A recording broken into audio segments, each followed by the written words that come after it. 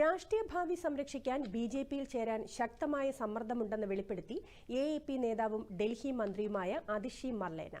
ബിജെപിയിൽ ചേർന്നില്ലെങ്കിൽ ഒരു മാസത്തിനകം താൻ അറസ്റ്റാകുമെന്നതാണ് ഇപ്പോഴത്തെ അവസ്ഥയെന്ന് ഡൽഹിയിൽ വാർത്താ സമ്മേളനത്തിൽ അതിഷി പറഞ്ഞു.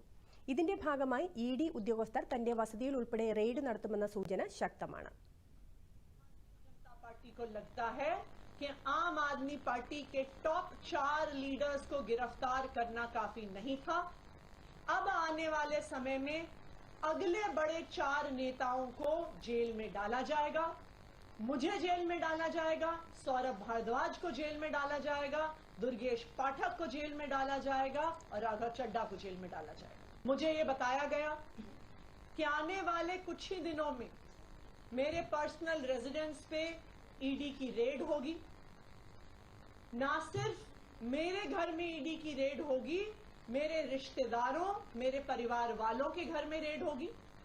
उसके बाद हम सब लोगों को समन्स भेजे जाएंगे और समन्स के कुछ ही समय बाद हमें गिरफ्तार किया जाएगा. അടുത്ത സുഹൃത്ത് വഴിയാണ് ബിജെപി തന്നെ സമീപിച്ചതെന്നും അതിഷി വെളിപ്പെടുത്തി.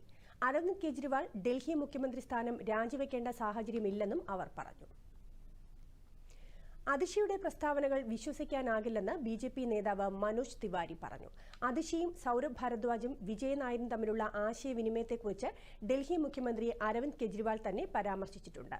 ബിജെപിക്ക് അഴിമതിക്കാരും സത്യസന്ധതയില്ലാത്തവരുമായ ആളുകളെ പാർട്ടിയിൽ ആവശ്യമില്ലെന്നും അദ്ദേഹം പറഞ്ഞു. नहीं कह दिया कि इन दोनों की भी जांच होनी चाहिए, तो उसके बाद कुछ बच नहीं जाता. इसमें बीजेपी क्या है? अरविंद केजरीवाल बीजेपी के तो नहीं है.